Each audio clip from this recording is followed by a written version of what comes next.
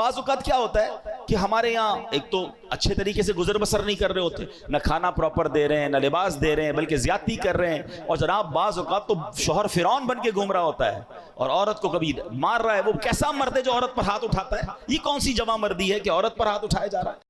نہیں جناب، سرکار دو عالم علیہ السلام کی سیرت تو دیکھیں کہ نبی پاک کا اپنی ازواج کے ساتھ کیا خوبصورت تعلق تھا، کیا پیار اور محبت کا ماحول تھا۔ اپنے گھر والوں کے ساتھ حسن اخلاق کرنا یہ ہماری شریعت سکھاتی ہے۔ اور یاد رکھیے، جتنا محبت اور پیار کے حقدار ہمارے گھر والے ہیں وہ باہر والے نہیں ہیں۔ ہم باہر والوں کے ساتھ تو حسن سلوک بہت زیادہ کر رہے ہوتے ہیں اور گھر میں جا کر شیر ببر بن جاتے ہیں۔ نہیں میرے پیارے اسلامی بھائیوں، حضرت عمر رضی اللہ عنہ کا ایک بڑا کمال کا قول ہے، کیا فرماتے ہیں؟ بندہ گھر کے باہر مرد بن کر رہے اور گھر میں جائے تو گھر والوں کی طرح بچہ بن جائے، گھر میں ایک گھر کا ممبر بن کے رہے۔ ہم گھر میں جا کے مردانگی دکھا رہے ہوتے، گھر میں آفیسر بن جاتے ہیں۔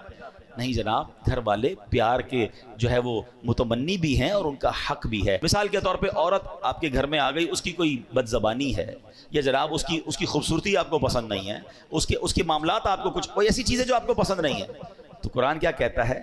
ہو سکتا ہے اس میں اللہ نے کوئی اور بھلائی رکھ دی ہو۔ بعض اوقات عورت پسند نہیں ہے مگر انسان طلاق دینے میں جلدی نہ کرے۔ علماء کہتے ہیں ہو سکتا ہے اس سے تمہیں کوئی نیک اولاد ملنے والی ہو جو تمہاری آنکھوں کا سرور بن جائے، تمہاری مغفرت کا ذریعہ